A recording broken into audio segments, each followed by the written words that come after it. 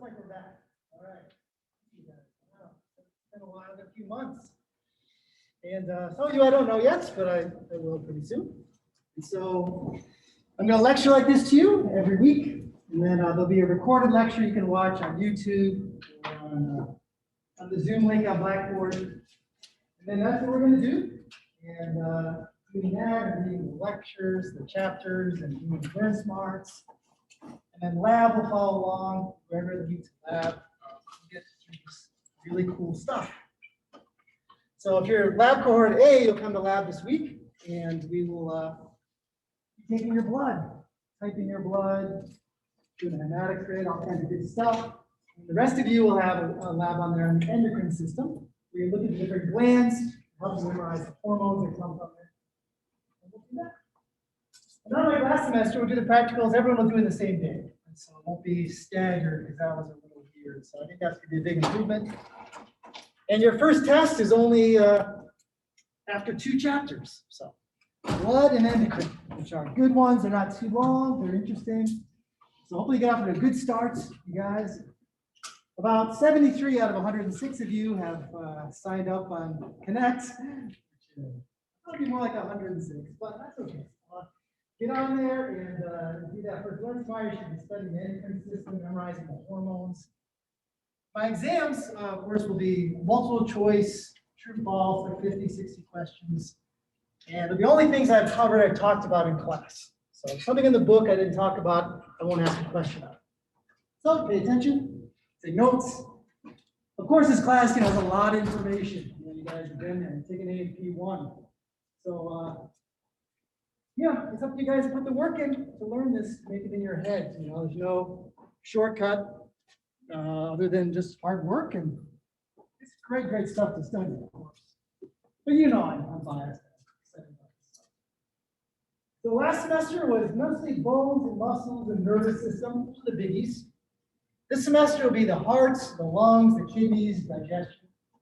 Those are the biggies. And we'll begin off with the hormones, the endocrine system. And hopefully you saw my first lecture already. I made a little introductory thing, talking about the class, so you can read the syllabus. Pretty straightforward. Any questions, let me know. Schedule's on there. And then the first half of this lecture, I gave kind of big picture. And endocrine is your hormones. You think about hormones like adrenaline, growth hormone, estrogens, testosterone, all these things that come to mind. And then there's some lesser known ones that we'll talk about. So I gave you a good introduction in the recorded lecture. Today we'll do all the glands and the hormones.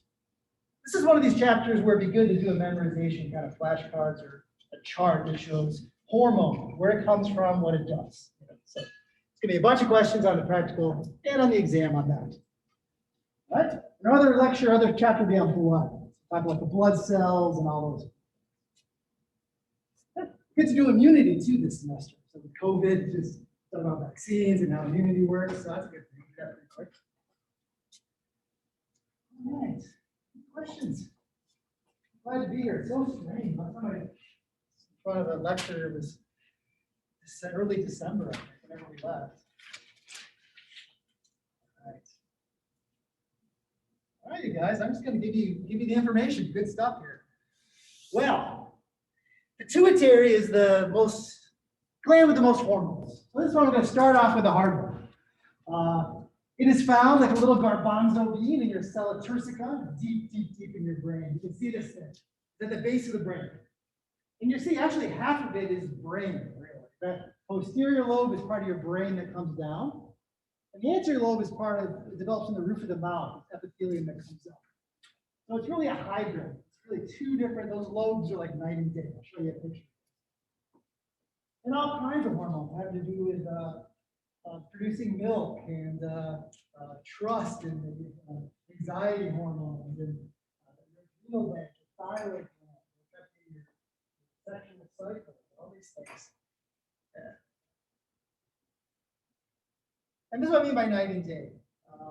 You see, I'll put a picture. This will be on your curve cloud lab. And you see, this is the brain, the hypothalamus. Look at that posterior lobe. It's just brain that comes down. It's not very interesting. And the anterior lobe looks like a gland. Dark purple, it's making all these 6 different hormones. And so this is a real gland. This is an extension of your brain. And a commonly missed question is that, what hormones are produced in the posterior lobe? 0. All right? There's only 2 hormones. They're made in the brain. They're just released down here into the blood. Yeah. And for those of you that's just kind of a refresher, the deal with hormones is that they're just released into this bloodstream. They go all over your body. The whole body's like yelling, like a Facebook post where everyone has to listen to it, but only some people are interested. They have receptors for that hormone. So 8 hormones here, at least a little more, are produced by this pituitary gland, just released into the bloodstream. Your whole damn body has to listen to the signal, but some people are interested in this. Your kidneys or your hair follicles. All right. I'm doing quick like this as a review. I ended on this on the other lecture online. But here are these things. Growth hormone. So we'll talk about that right away. That's my next slide. Yeah. And then the key here is that the posterior lobe, those hormones are released into the bloodstream, but they're made in the brain, and they're just released there. It's going to be called oxytocin and ADH. The anterior lobe has all of these hormones here. So growth hormone, prolactin, lactating, milk, thyroid stimulating, is going to stimulate the thyroid gland. Go to your adrenal glands, and then LH and FSH go to your ovaries and testes. But the deal is, in your brain, you have releasing hormones that are released in your hypothalamus. They travel in the bloodstream to your anterior lobe, and then they tell those cells to release the actual hormone. Woo. And so I'm talking about complexity. So if you want to have thyroid hormone, make sure metabolism go up, your brain has to release this releasing hormone into the bloodstream. It's got to travel just like a centimeter to the pituitary gland that releases this thyroid stimulating hormone, which goes in your blood. No one else cares except the thyroid. It wakes up like, oh, dude, thyroid stimulating. I'm stimulated. It's going to release thyroid hormone. So you've got one hormone, another hormone. Talking about a little complicated is that if you want thyroid hormone, you have to tell your brain to give the releasing hormone to your pituitary gland. It releases a hormone that then tells the thyroid gland to make thyroid hormone. And if I were to measure you guys' blood right now, I would find circulating thyroid hormone. And the more of it you have, the faster your metabolism, the warmer, the more things like that. So you can have an overactive thyroid, jittery, and lose weight. All right, so notice that this is blood. So these releasing hormones are hormones all travel in your bloodstream. And the targets have receptors for that specific hormone shape. All right, growth hormone. It's going to be used by athletes. A lot of you guys are athletes. Growth hormone is important in growth, of course, and development. It is going to cause cells to divide and grow. And so you can see it's going to speed up metabolism, bring amino acids into your cells, protein synthesis. So it's got to be important to build muscle. And of course, it's real important as you grow up, as you get older. We study the skeletal system, the ends of your bones, the epiphyseal plates, that cartilage grows as you grow taller. And then, when you hit puberty, you stop. Right? And so growth hormone is telling that cartilage to divide, grow, divide, grow, divide, grow. And also sex hormones, estrogens, testosterone, also cause it to grow. Because you all know puberty time, changes happen. And then you stop when you're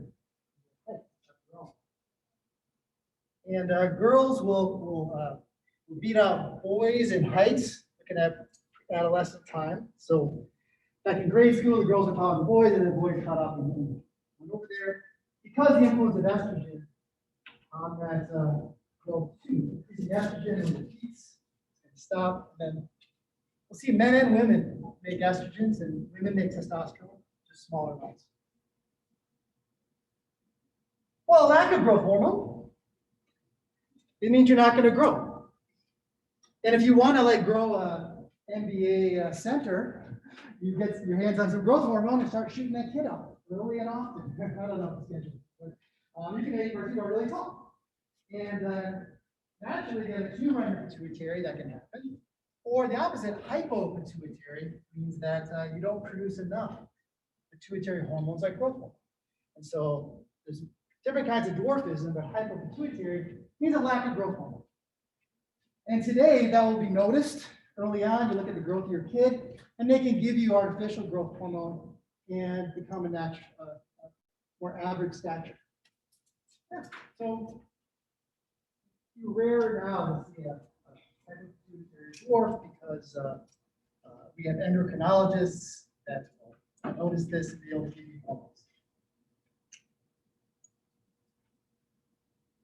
Now, you may see growth hormone. You can read articles on the internet. There's all kinds of crap out there. It's the fountain of youth, this growth hormone. And there was a paper done that showed if you take growth hormone, this small group of older men, that they did lose fat, they had a better fat to muscle ratio. And so it's thought, oh man, this is it. It's that declining of growth hormone as you get older that makes you age. And, well, let me just tell you, it's not the fountain of youth. It's true, there was a slight difference in a very small sample, but it's not the fountain of youth. There's no evidence of that at all.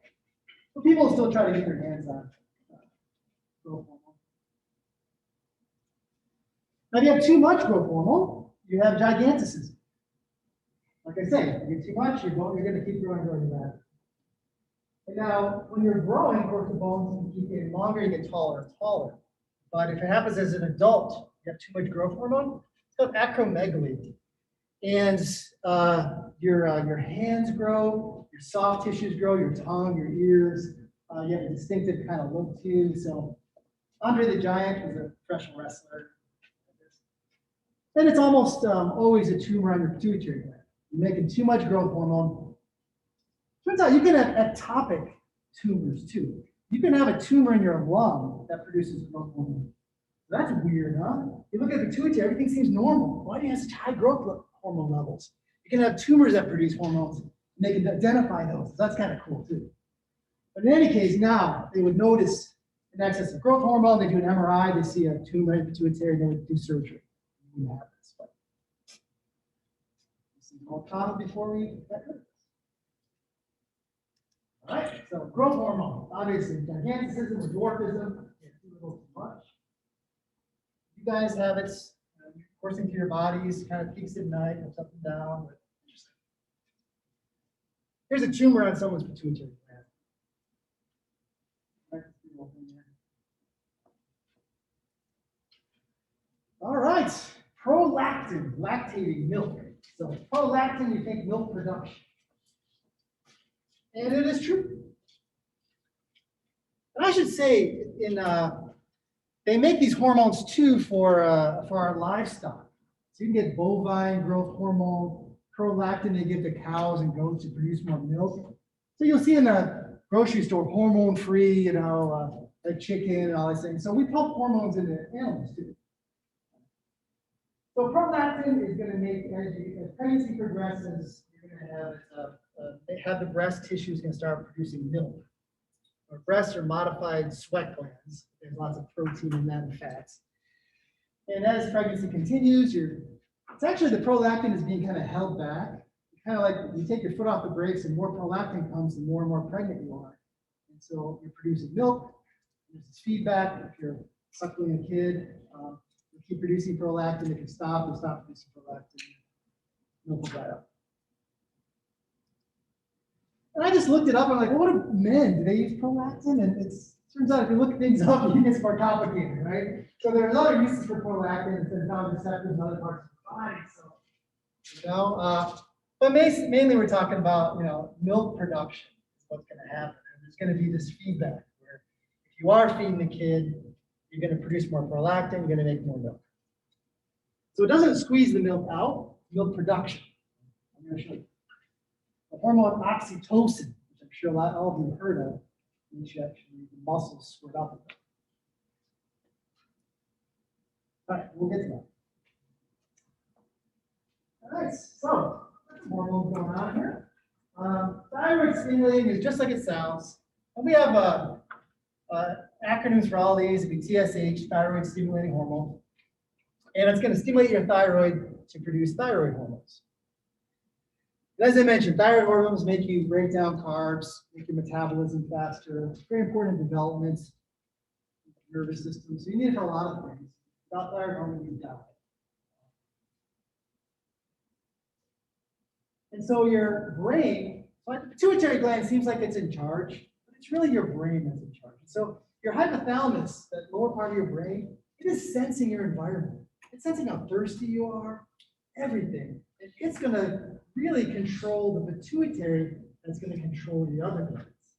Just so you know, the pituitary gland seems like it, but there's really a master behind the curtain, telling pituitary gland. And in fact, the brain releases a thyroid releasing hormone, whatever, and then your pituitary gland is going to release this thyroid stimulating hormone. It travels your bloodstream.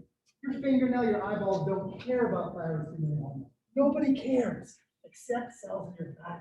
They care. When they see that thyroid stimulating hormone, they get excited and they start making thyroid hormone, dumping it into your blood. Okay. I'm going to ask you guys a question. Let's see. Let's see if you guys are with me. Imagine you have a person that has too much thyroid hormone. They are jittery, they can't sleep, and you look at their blood like, holy shit, all kinds of too much thyroid hormone, right?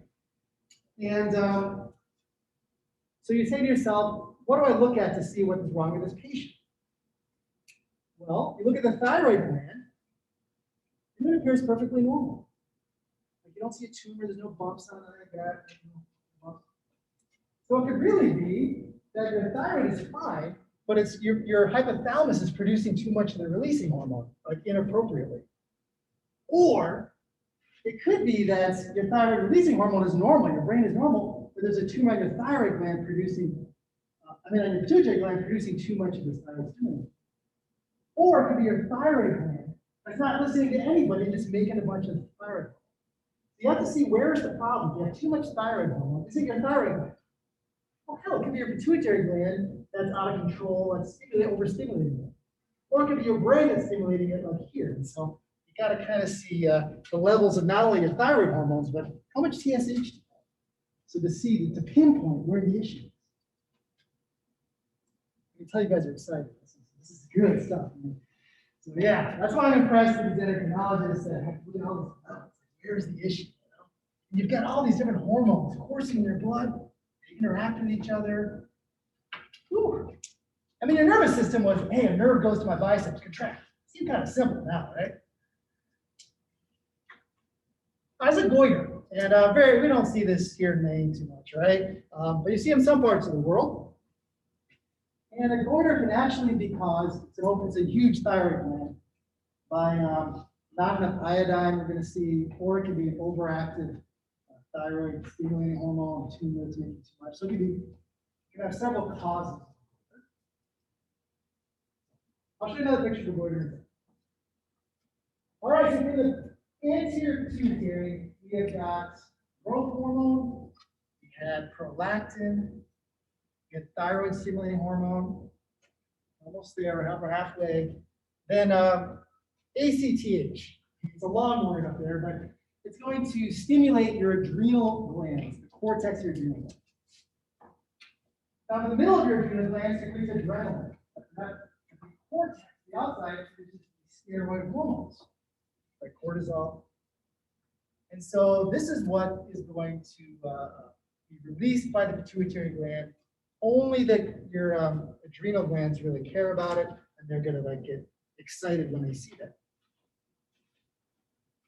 Okay. ACTH, adrenocorticotropic hormone. All right, then a couple of them, follicle stimulating and luteninizing hormone, go to the gonads, the ovaries and testes. Most importantly, the eggs, your ovaries. So follicle stimulating hormone is going to stimulate your ovaries to start ovulating, to produce an egg. And the egg sits with a follicle around it. It's like a candy coating around it, these cells around it. And the egg gets bigger and bigger, this fluid forms, the egg floats in the middle, and has all these follicle cells around it. So follicle stimulating hormone and luteinizing hormone, you won't see in pre-puberty men So only once you reach puberty and on, you'll find these, and they control the monthly cycles of ovulation. We'll get to it later in the semester, looking at the ovaries, how an egg is chosen each month, or a couple eggs, and they grow until ovulation. So it's a follicle stimulating. Luteinizing is that peaks at ovulation. I'll show you a picture of that. So both of these have functions in men as well. We go to the testes, and they influence testosterone and sperm production. It's a little more clear cut.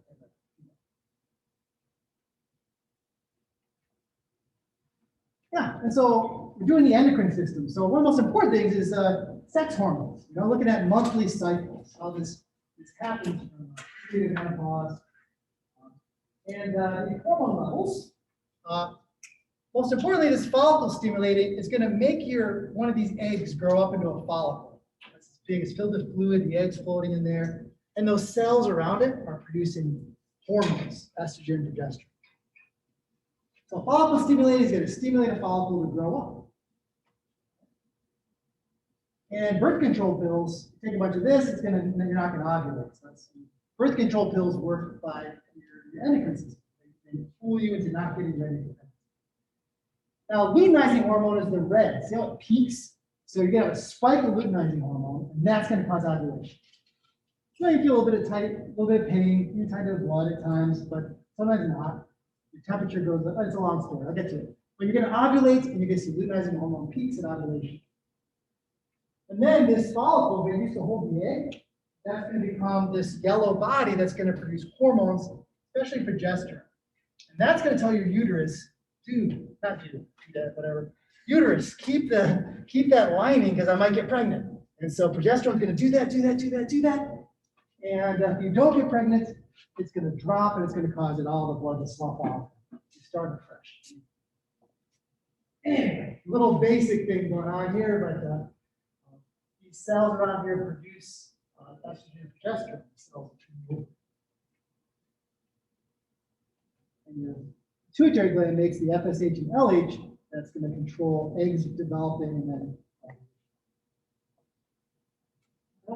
I'll get to it again in the reproductive system, the end of the semester. All right, that's it. That was six. That was 6 hormones from the anterior pituitary, the glandy part. Woo.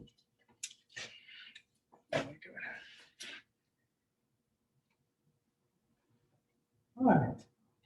I'll take a break in like 9 minutes.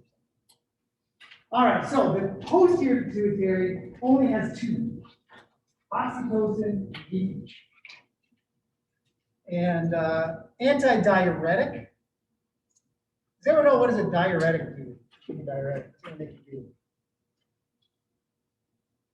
Forces water out of your body? Yeah, it makes you pee. Yeah, diuretic. So grandpa's water pill, diuretic, makes you pee. Because the more water you have in your body, the higher your blood pressure. So blood pressure is often reduced by diuretics. They make you pee because you have less body fluid, less blood pressure. So anti-ADH means it's going to make you retain water. That's going to increase your blood pressure. So you have low blood pressure, ADH is going to kick in. It's going to say, dude, pee out really concentrated urine, keep that water because that'll keep your blood pressure high. It's also about vasopressing, because it keeps your blood pressure high. You see that a lot. The British call vasopressin more, but ADH is what I call it. And both of these things are made in your brain. But they travel down these axons to this posterior pituitary. They're released when your brain tells it. So the posterior lobe simply is a bunch of blood vessels and brain tissue just waiting to release these really small hormones that will make way up in your brain. Let's see what they do. So ADH, pretty much this little chart says when you guys are dehydrated. When you guys are dehydrated, your brain is going to sense that. Your hypothalamus, the cells are going to shrivel up like raisins. And they're going to say, release ADH. ADH is going to be released, and it's going to go to your kidneys, and it's going to make you retain salt, which is going to have you retain water. And so that's going to happen until you have enough, and you've retained enough water, you've not peed it out, hopefully you're thirsty, you drink, and then you're going to make less ADH. You drink a bunch of water, it's going to be inhibited, so you pee out a lot. So ADH keeps you retaining water. It's talking to your kidneys. Yeah, we'll talk about with your kidneys. Now, ADH controls water being sucked back into your body. For you chemistry nuts, you can see it's a very simple hormones with the peptide. They're pretty similar too. This is all the same. They have some differences. So ADH and oxytocin similar chemically, but they have different functions. All right, ADH, antidiuretic, makes you hold your water, retain your water. Decrease your blood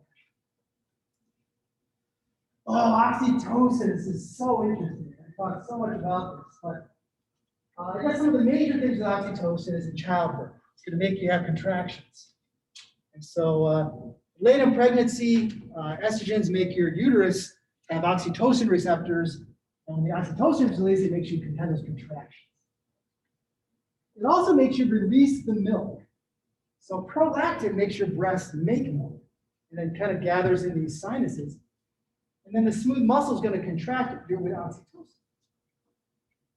And milk comes out of both breasts, so you can tell it's a chemical thing that makes the milk be expressed. It's not just a physical thing. And now the other real important thing about oxytocin is you can read all these articles about it because it's called the cuddling hormone. It's released when you hug someone. So it is important in our reducing anxiety and building trust. And so, again, so many cool experiments. They do one where they take people that are in relationships and not, and they give saline or oxytocin in these cotton swabs and stick it up the nose. And men will talk further away from a woman if they're in the relationship with oxytocin versus control. When you play cards, you believe bluffs more. You believe it, like you're more trusting. So these oxytocin, people are trying to use it. Like, how can we use it to influence behavior? And make you trust. And there's kind of a dark side to it. It makes you trust your group, but distrust in others. In this politically charged climate, you can see this bipolarization like that. So it makes you, in evolution, it's important that you trust your group and you're wary of the others because you don't know what to do. So, yeah. And so if you give childbirth, a whole bunch of oxytocin is released if you give vaginal childbirth. But if you have a C-section, there isn't that big release of oxytocin. So it's been shown to give oxytocin, the mother and baby have more eye contact. So it's interesting, if giving natural birth with more oxytocin, maybe has more of a bond to it. Not to say I was born C-section, that's why my parents don't love me. It's not that, but just to think about that. It's that rush of hormones in childbirth that causes fear bond, which is so important in evolution, so we don't kill that crying, crapping little kid. So it's really, it's cool. So there's books written about oxytocin, happy chemicals, all these things, connection. Yeah. So you can think of physically childbirth, letting down milk, but it also is released during when you have closeness in your in-group or relationships. Yeah. Someone tattooed it on the foot. You can buy oxytocin jewelry like that. It's a basic childbirth. It's going to make you contract. All right, so let's see. Oh my God, that was just one gland. That was the big one. No, that was the big one that had all the hormones. Yeah, there's another hormone I don't talk about, melanocyte stimulating hormone that makes you turn darker, makes you more melanin. It's important in frogs and such, not so much in humans. Okay, I'll introduce just maybe the physicality of the thyroid gland. I'll take it. Your thyroid gland sits in your neck, right below the Adam's apple, your larynx. It's going to be your thyroid gland. So I can feel it kind of lobe, little isthmus, and it connects it right and left lobes. Yeah, and so it's commonly checked, the physical. If you see lumps or an unevenness, you could have a thyroid issue. And statistically, some of you out there have thyroid issues. Certainly, you know someone with thyroid issues. Either underactive or overactive thyroid. So these hormones, they're for your metabolism and for normal growth. So they're necessary for life. Very important.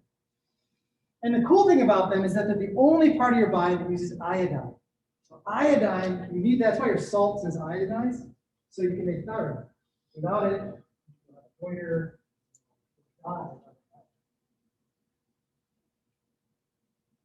and the hormones are We call them T3 and T4. Try to pronounce that second one. Holy, that's a tough one.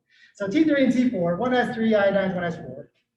And then I'll talk about the other hormones, calcitonin for calcium.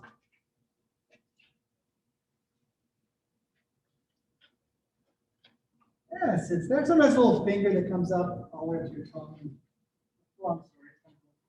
There it sits.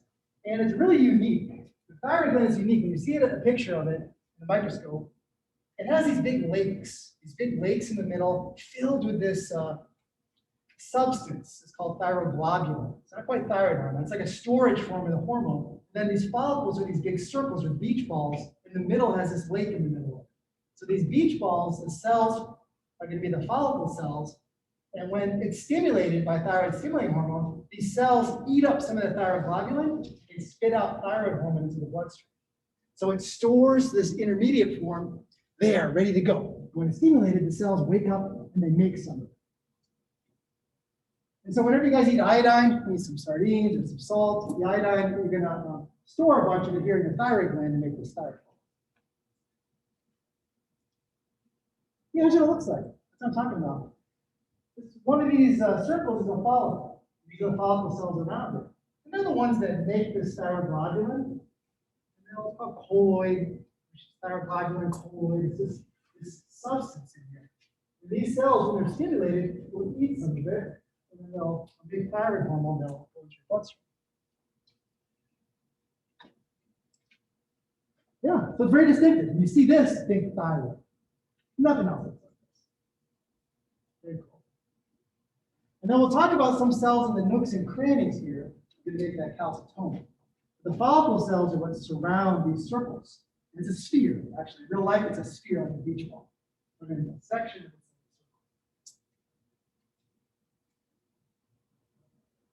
And I can tell by looking at a section of thyroid if it's active or inactive. If you have an overactive thyroid, these are no longer cuboidal, they're like columnar, they're huge. And it looks like they've been gnawing away, they've been eating away at the pleural. So those cells will be anywhere from thin little cubes to big columns, depending on how active they are.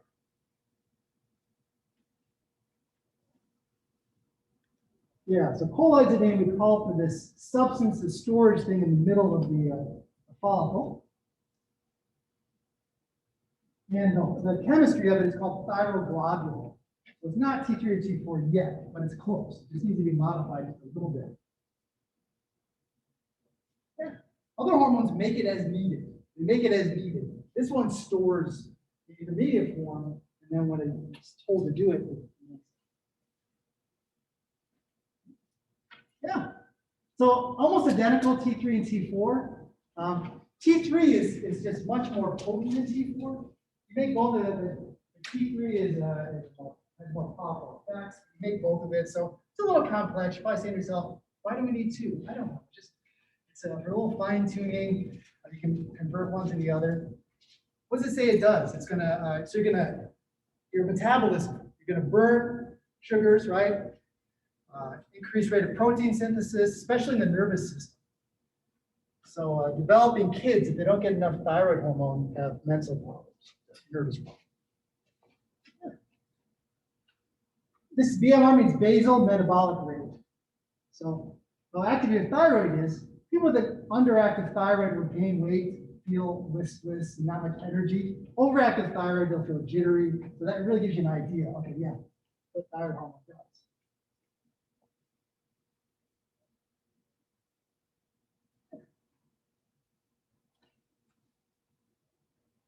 And then here's some of these cells in the nooks and crannies. And they're called C cells because they make calcitonin, or parafollicular cells because they're kind of beside the follicles.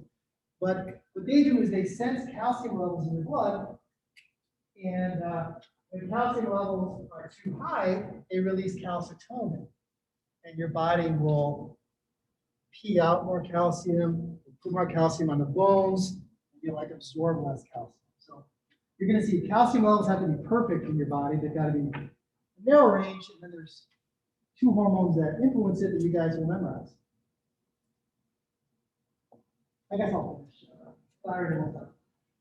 Now, we put iodine in salts instead of vitamin D in milk because look at this top sentence. Oh my God. 2 billion people in the world are iodine deficient. All right? Nobody in the US, I would say, unless they got some weird diet. But if you guys eat salt, we eat a lot of salt. Since 1993, we put iodine. The whole world is iodine. So it's pretty smart to make the world there. And so we decided that salt's something everyone has. It's really cheap, 5 cents per person per year to do this. And it just gives you a baseline of iodine so you don't have iodine deficiency. Because iodine deficiency children grow up to have mental deficiencies. But you need it for proper nervous system development. And I lived in Brazil as a kid. My dad was in Brazil. And it's just an interesting thing. They eat a lot of salt. I'm trying to find out exactly why it is, but they eat way too much salt. So they have a lot of high blood pressure. And so Brazil told the World Health Organization, can we lift up that recommendation of iodine? They're like, no, eat less salt. So it's kind of this back and forth idea here, but just because salt makes you retain water too. That's how we get iodine. Yeah, I just found some pictures on the internet of some goiters. And again, we catch this early. If you notice a little bit of a lump now, and you guys go to have healthcare, right? And they will take a look at your hormones, see what's going on. So it could be a lack of iodine causes a goiter. So your damn thyroid glands working double time to try to make thyroid hormone. It's got no iodine. It needs 3 or 4 iodides per molecule. But it can also be that you've got a tumor of too much thyroid stimulating hormone that's stimulating your thyroid too much, which is growing. So there's several causes of a goiter. We got to get to it, but you can see it's pretty dramatic when this gland just balloons up in your mouth.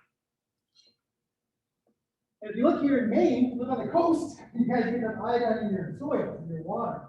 In the northern Maine, you don't. But so it's interesting looking at goiters are the hashtags. There used to be goiters in the US.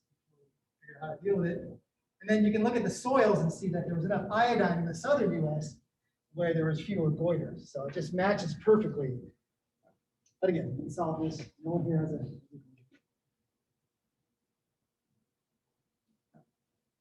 So not enough thyroid hormones, hypothyroid.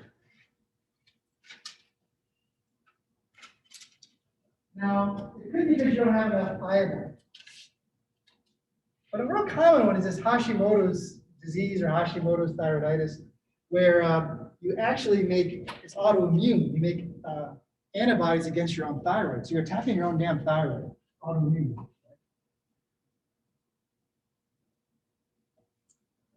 And what they'll do, if you guys, maybe some of you have this, what they'll do is you just simply take an artificial thyroid hormone every day.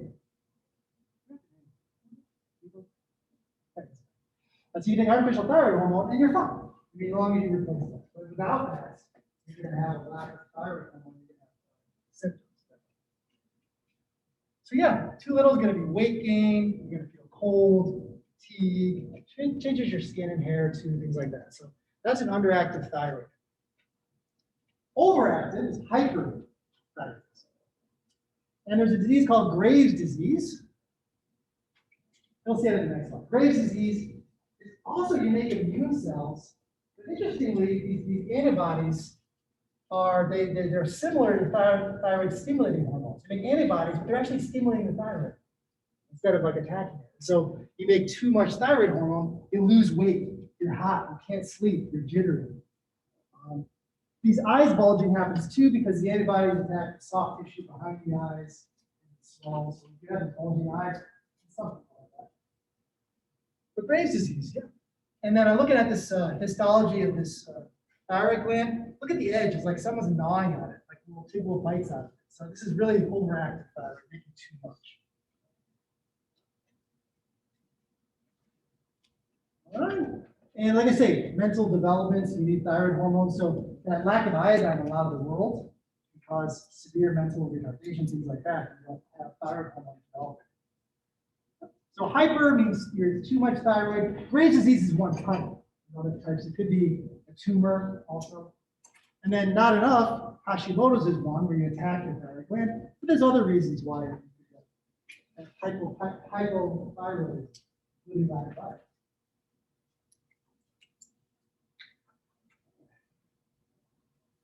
All right, guys. We're talking a lot. Get right back. We need to take a break because I can't talk. You guys can't pay attention all this time. So it's 11:41, so 11:45. So take a break, stretch. Any questions for me? Let me know.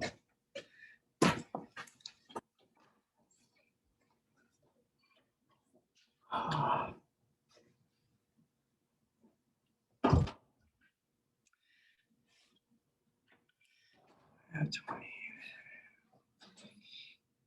hour.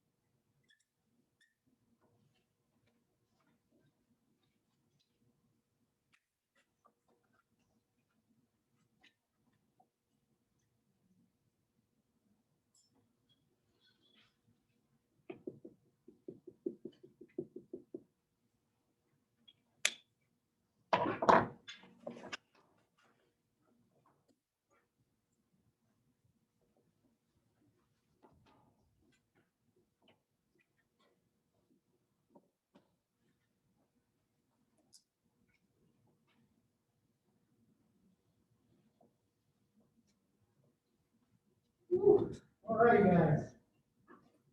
A lot of talking, a lot of information. Yeah. Any questions? I mean, all kinds of interesting things that can go from this, but understand the pituitary gland, two lobes, and then the thyroid gland, talking about what that does. Does nothing without thyroid stimulating hormone for the pituitary, and then it wakes up. This is being overstimulated too much. When you look at the thyroid gland, you have behind it these four little tiny, like the size of a dried bean, even smaller. They're called parathyroid glands. And they look like this. So here's a sea of thyroid, and then you've got a normal kind of gland embedded in it. So they're embedded in the back of the thyroid gland. And you don't notice them in gross anatomy. You dissect the thyroid. It's sometimes a little darker colored than it's supposed to be. I never really looked for them. But these parathyroid glands, they secrete one hormone. And you guys better get this right in the test. It's called parathyroid hormone, right? Or parathormone. It has one thing. It's simply going to increase your blood calcium levels. So, calcitonin is going to reduce your calcium levels. The thyroid hormone is going to increase your calcium levels. So these two work together, homeostasis, to keep your calcium levels just right. And I'll talk about where specifically they act. I'm sure I have a slide on that. Sometimes in surgery, these would be removed inadvertently. They're necessary for life. We'll die without them. So. And there they are. Little parathyroid, usually four, and they're just stuck within the thyroid. They don't care where they're at. They can be in your armpit. I don't care. They simply are measuring your blood for calcium. And when it gets too low, they release their hormone. It's going to increase your calcium. All right, here's our first disease in the semester. All right, Rickets. Now, if you don't get enough vitamin D, you don't have enough calcium, your bones are very flexible. I talked about last semester about osteogenesis imperfecta, and your bones are brittle. In this case, you got the collagen, but you don't have the damn calcium phosphorus salts, and your bones bow. So, look at the skeleton of someone that these bowed femurs and tibia and all these things, because they're just not enough calcium. You don't have vitamin D. So, like the salt, we put vitamin D in milk. If your kids drink it, even in the winter months in Maine, Northern Hemisphere, you're going to get vitamin D. And vitamin D, oh, yeah, that's complicated. It's actually, this has made a comeback, this Rickets, because kids today are just indoors playing their video games, don't get enough sunshine. And so you'll see here in Britain these comeback of Rickets that we thought we got rid of in the 1800s, you know? So you'll see without vitamin D, we'll talk about the hormone, the vitamin D more, but you don't get enough sunshine because if you're in an old folks' home, you don't get outdoors, or you live in places where there's not much sunshine, or you wear garb that completely covers you, you don't get enough sunshine, you can have a vitamin D deficiency. And vitamin D, again, I'll get to this with your vitamins, but you can get it directly from vitamins, or from food, mushrooms, things like that have vitamin D in them. Or you can get it, you build it from cholesterol with sunlight in your skin. So you need a little bit of sunlight to activate vitamin D in your skin. Doesn't mean it's good to use the tan for hours and it's like dark, you know. There's this balancing act between UV damage and getting enough sunlight. And then if you want to, I'm showing you right here, this is the active form of vitamin D. The chemistry, it changes forms, and you need parathyroid hormone to actually activate to make the active stuff. So one way that parathyroid hormone increases your calcium levels is by it makes more vitamin D. And that vitamin D goes to your gut and makes you absorb more from your diet. So even if you drink tons of milk and cheese, if you don't have any vitamin D, you can't absorb it, it goes right through you. So vitamin D allows you to take in calcium. So you have to memorize this. I'll talk more about it. So what does parathyroid hormone do? This is the three things. One thing is it activates vitamin D. And it's going to make you absorb more from your diet. Another cool thing it does, let me ask you, what kind of cells do you think it stimulates in your bones? You want to break down bone to release more calcium.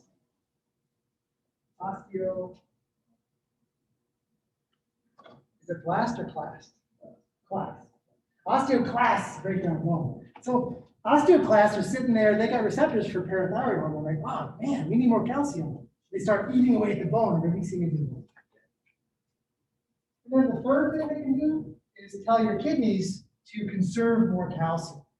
So they look at the pee, any little nugget of calcium, they reabsorb it. So 3 ways you get parathyroid hormone works. Absorption, don't waste it, break down your bones.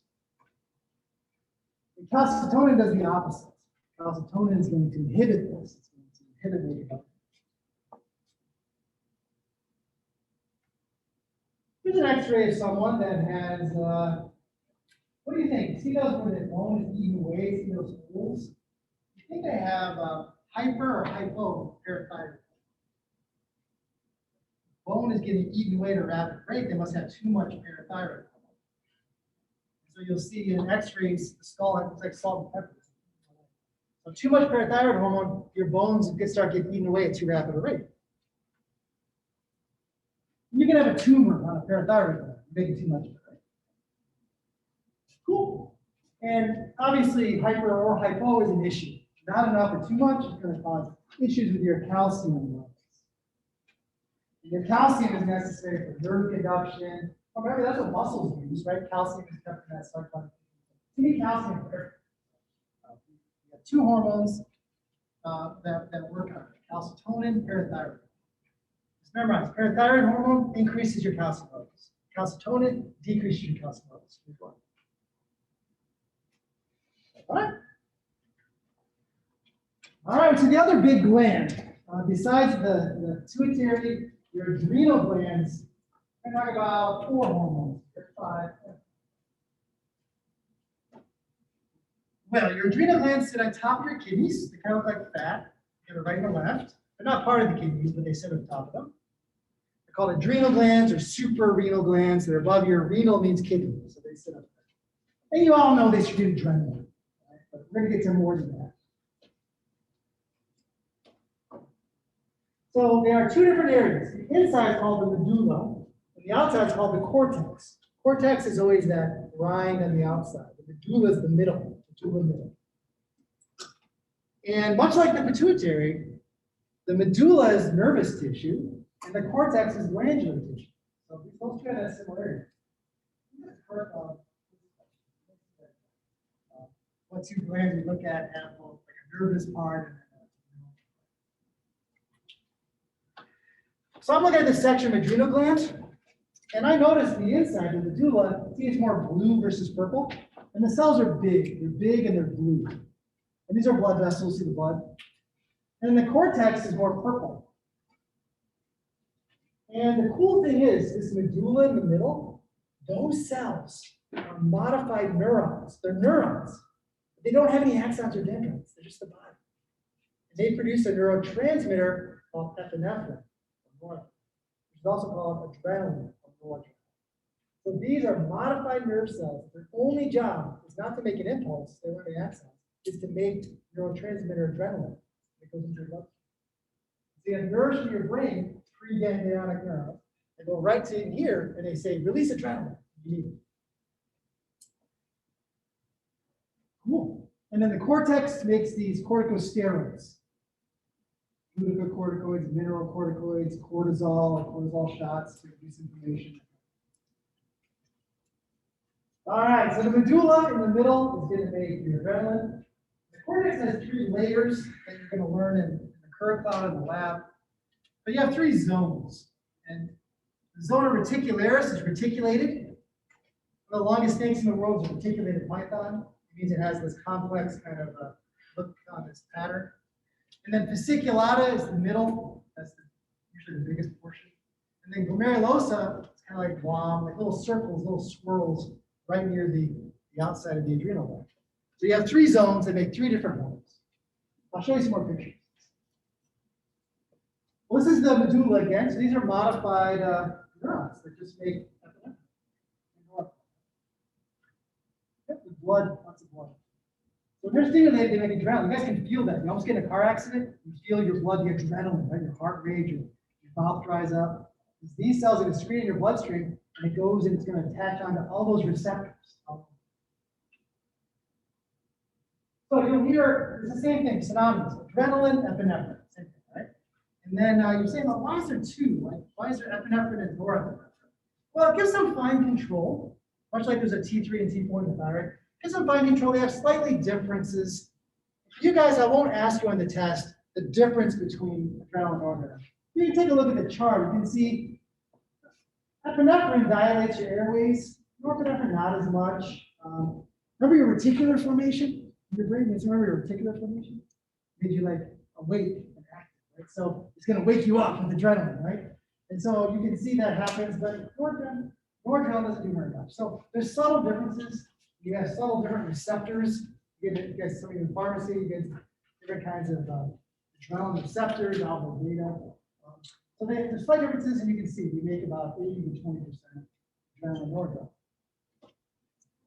Now these things are produced, and they're, first of all, it is the neurotransmitter of the sympathetic nervous system. So you have a nerve going right to your heart, the pacemaker, that releases adrenaline, and that makes your heart go faster. You also can go in your bloodstream. It's the same chemical. So it's both a neurotransmitter and a hormone. And that hormonal effect, you guys have that adrenaline rush that lasts for a while, right? You feel your heart rate's up for a while because it doesn't break down that rapidly. So you'll notice that adrenaline has this lasting effect. When you have an adrenaline rush, it doesn't go away immediately. It's broken out quickly in the synapses, but when it's a hormone, it lasts for a while.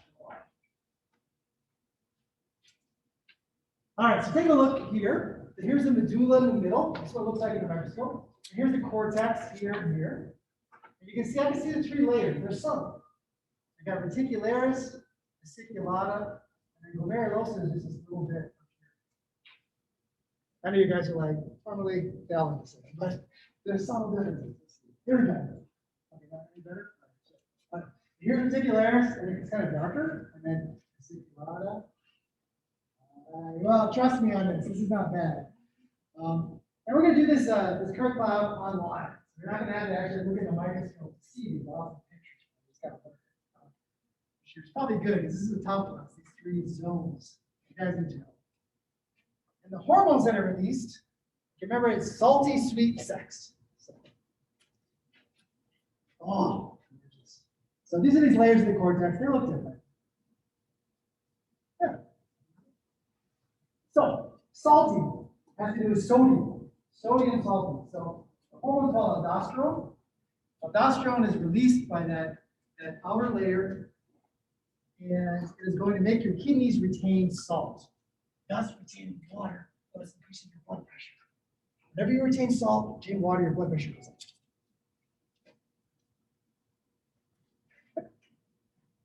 Cortisol, I'll talk the most about, interesting to some of you that have had cortisone shots or hydrocortisone cream, things like that. Cortisol is a stress hormone. It's going to make your blood sugar go up. If it's fight or flight, you want a lot of blood sugar so you can run away. Right? Now, cortisol increases your blood sugar, really not by breaking down carbs.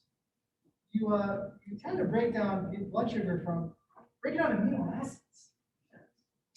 So if you break down amino acids, damn, you need those to make proteins. You need those to make antibodies. So if people are on cortisol, on steroids, prednisone, like that, for long periods of time, their immune system is depressed. It's going to decrease inflammation and pain, but it is dangerous to take for a long time because it also decreases your immune system because you are making sugar from amino acids. You really need those to repair your body to make your immune system. So, it's obviously a long discussion here, but I think we'll get it. And then that inner layer has androgens. So these are sex hormones. And me as a guy, I make estrogen too. And you women out there make testosterone. You can make it in your adrenal glands in lower levels again. And they're both necessary. I need estrogen, women need testosterone. You obviously there's higher levels because your ovaries and testes make the bulk of it. But these will make some too.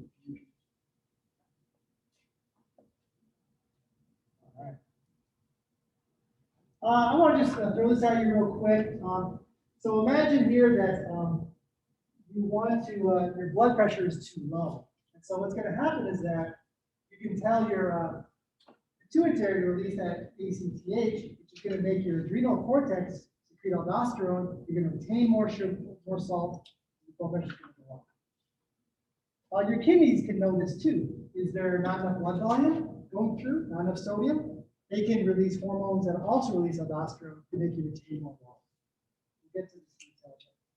And then your heart also, if it's too much blood, it's stretched too much, it can inhibit aldosterone, and thus you pee more and your blood pressure comes down. So your heart's like, damn, there's too much blood pressure, it can inhibit aldosterone, thus making you get rid of water, trying to lower the blood pressure. So yeah, we'll get to blood pressure in the heart, etc. But hormones are important to metabolism and blood pressure. All right, so this cortisol. It is a measure of stress. And in my research, you look at salamanders, like their neighbors, are they stressed? Are they fighting? Well, you can't ask them. Well, you can ask them, but they can't answer you if they're stressed. But you can take samples of their saliva and you can measure cortisol levels, and it tells you your dog, a dolphin, a salamander, cortisol is on stress. And then increase your blood sugar, increase your heart rates. It's going to allow you to survive in times. But you don't want to always be, stressed like that. It's going to have negative effects, right? Less immune system, less repair. So cortisol, yes, you make sugar, but not from carbs. You make it, you use some amino acids, things like that. And it's called a glucocorticoid, gluco because it has sugar. Mineral corticoid would be the sodium, right? Like aldosterone, gluco. So like I said, if you're on something like a prednisone, they're going to taper the dose. You also don't want to stop it cold turkey. Taking steroids, you stop it because you can go in this crisis where you can die because when you take steroids, your body makes less of it naturally, and then if you just stop, you don't have enough steroids to do that.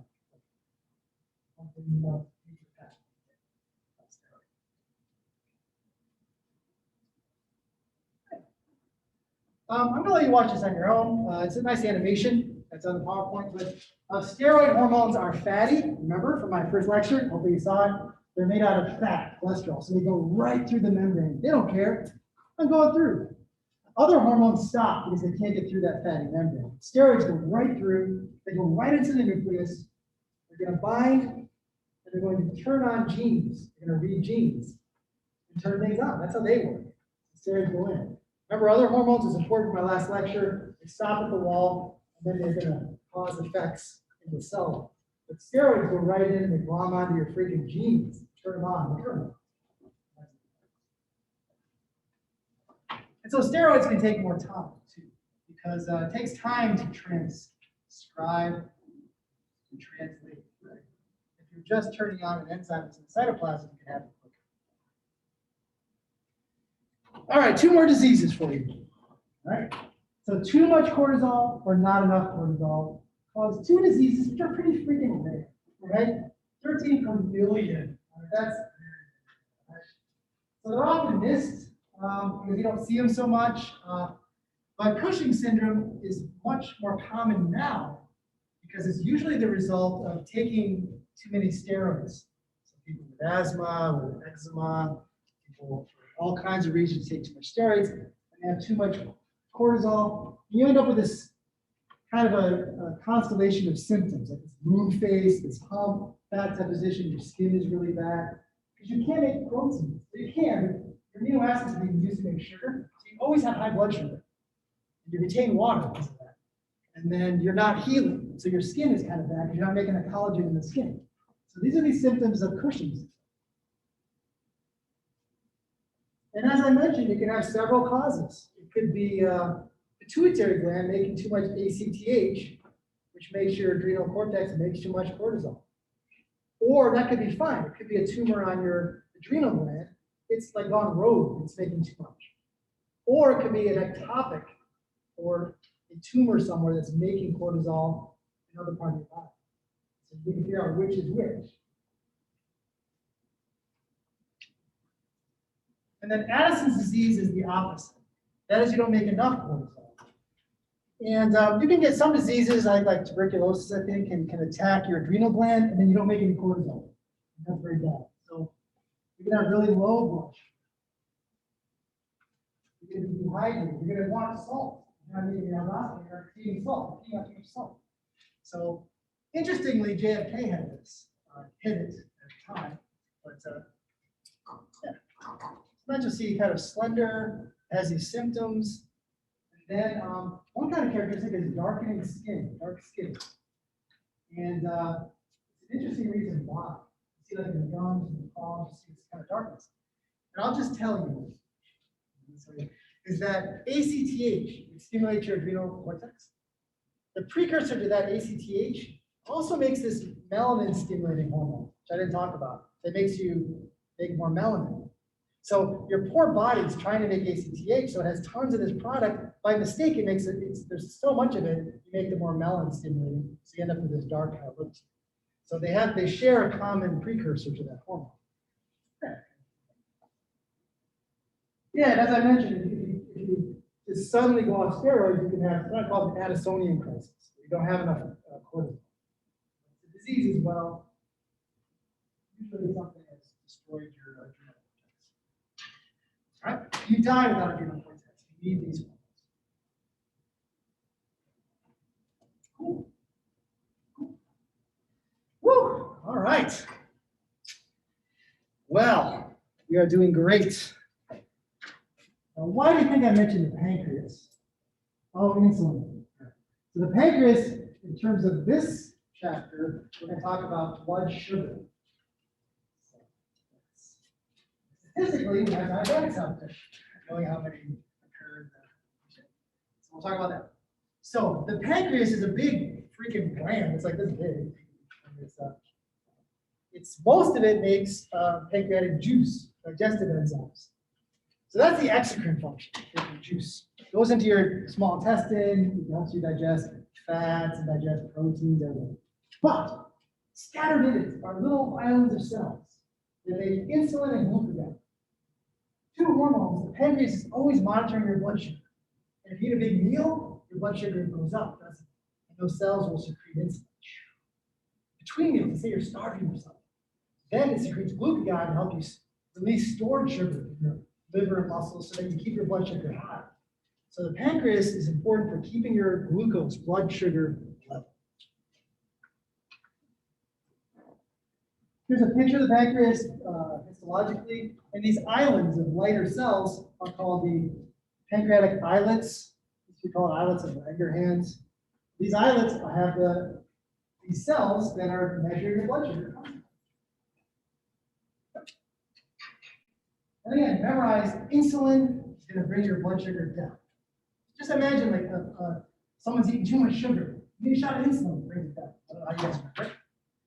Glucagon is going to raise your blood sugar between meals. Yeah. I won't talk about some other stuff. So yeah, you guys are always measuring your blood sugar, your pancreas is. Now, is this being controlled by any pituitary hormones? No, I'm talking about that. What's on its own? It's measuring your blood sugar, just like the calcitonin receptor. So, this is the blood sugar. If it's too low, you release glucagon. If high, release insulin. That keeps your blood sugar constant, no matter how you guys eat. And here, there's called alpha and beta cells are the two types of cells. And, they stain a little differently. Here you can see they're stained like the immunohistochemistry. So realize in these islets, there are populations of alpha and beta cells that are going to secrete insulin or glucagon. Now, normally, take a look at this. The blue is when you guys eat a meal, your blood sugar goes up a little bit. Diabetics, you can see that blood sugar is high. And high blood sugar has really bad effects on your blood vessels, especially small blood vessels. Kidneys and your eyeballs and your blindness, circulation. Especially too much blood sugar, you go into a coma. So you need to have the right amount of blood sugar. It's usually pre-diabetic. So yeah, we did an experiment in the lab where you guys take sugar pills and take water.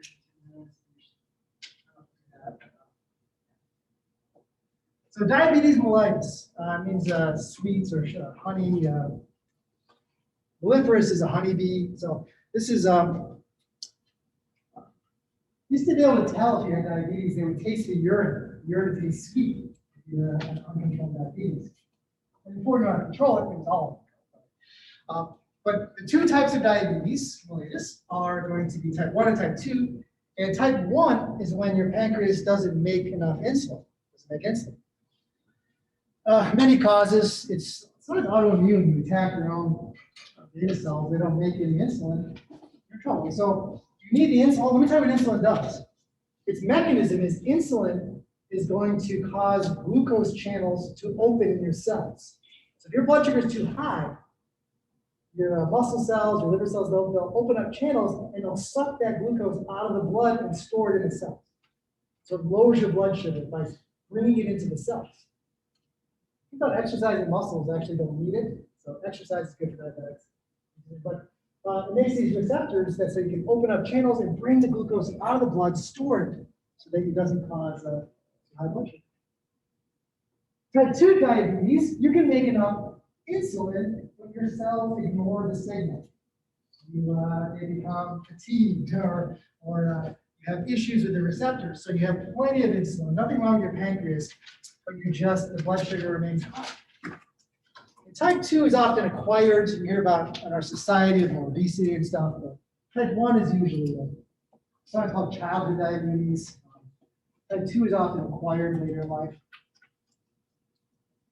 And then you can take a look at the world, and you can see what we think diabetes. We're talking about scary numbers of over 20%. So 10 people, 2 of them have diabetes in Yemen and places like that, some places. So. And then looking here, this is a little bit dated, but looking at incidences of obesity and diabetes, I mean, there's a clear trend. Guys, you can see the trend, right? Yeah, how's Maine doing?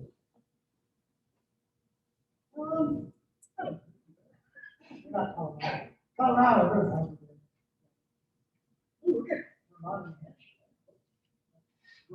But this is something that's obviously you guys know about, and there's a lot of talk about. So insulin, how about in chemistry? It's C254. It's got 377 hydrogens. That's a freaking huge molecule. How cool is that? But before we had insulin, before 1982, okay, you guys know. All right. I was around. We didn't have insulin. The only way we got insulin was from cattle. We would take their pancreases and squeeze them and give them to people. Can you imagine that? How primitive that is?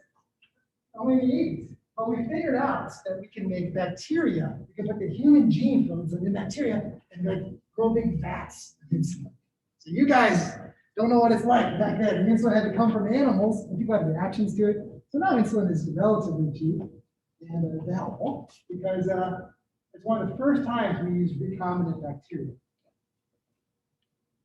And this pharmacy, let me just tell you, growth hormone, we can make, that used to be done. You know how we got growth hormone? You have to take pig and cow pituitary glands, the size of a bean, and then put them in a blender and squeeze them. Now, we can take the gene to make human growth hormone. We can insert it into a cow's DNA, in an egg of a cow. We put it right after where you make milk, like motor region for milk. Then we put that egg into a mother cow. She gives birth to a calf. It grows up. And every cell in its body has the gene for making human growth hormone. But it's only expressed where the milk is expressed. It's right after that part of the gene. You can milk this cow and get human growth hormone in the milk, and we just kind of get it out of there. So amazing how we were putting human genes into animals and bacteria to have them produce. Yeah. Some miscellaneous. Obviously, your ovaries and testes are producing hormones. The pineal gland sits in your brain and makes melatonin. Let's just get to it. The pineal gland sits right here. We study it with the brain. This we call the third eye. Because in lizards, there's a clear scale. And they don't have a big cerebrum. And so the light goes directly onto that gland. In us, we got pathways from our eyes. But it measures daylight. And it secretes melatonin. You guys have heard of it because some people take it to help with jet lag, help with sleep. So melatonin is how we figure out the length of the days and when to wake up and when to sleep. And interestingly, like a little bit of science here, we used white rats to try to figure it out, and it was just a mystery. It seemed to do nothing. But rats are so inbred that they mate all the time. We use hamsters, which are more like they're more wild than live in deserts. And then, oh my God, this is what it does. So just let you know, we use white rats for the stupid idea. And indeed, seasonal breeding. Humans are weird. We breed every month of the year, anytime. We actually breed anytime. We hide our ovulation. But indeed, this is really important for animals like deer. Like, how do they know when to breed? When do they go into rut? Or birds, how do they know to make nests in the spring? Because of the pineal gland. They measure day length. They don't care about the temperature. They measure how long are the days. Because temperature can fluctuate with day length. And it allows a bird to lay its eggs in the spring so they have time to survive. It allows deer to have sex, to mate in the fall so that their babies are born in June and May. So, pretty good. And seasonal affective disorder affects people where they can have artificial lights to help them because they'll have mood changes because of lack of this. Thymus, all I'm going to say is that the thymus gland is going to be important in the immune system. And that's all I'm going to say. Yeah. It's really big when you're a baby, and then it turns into nothing as a cadaver as you get older. So it's important that for our T cells early on in our life. And then stress, just kind of pulls things together from this lecture. Stress can be physical, it can be emotional, it can be whatever it is. But when your body is stressed, you have the medulla is going to, the adrenal glands, is going to be adrenaline. And then long term, you secrete cortisol. That's also going to raise your blood sugar too. So you have a couple ways that our body stresses our body's way to survive. You need high blood sugar, all these things. All right, what happens as you get older? Everything goes downhill, I should say. So your thymus is you're gonna have less immune system. Your ADH levels, you're not as good as controlling your water. Old people get dehydrated easily. Muscles decrease, fat increases, you have less growth hormone. Calcitonin and parathyroid hormones fluctuate, so you get osteoporosis. You can have insulin resistance as you get older. Definitely. And melatonin affects old people don't sleep through the night as well. So all these things, these hormonal changes happen. So there's not a lot of good news here. All right, you guys. All right, so I have a lecture on blood will be up there for you guys to watch, and I'll see you in lab. And next week I'll talk about blood.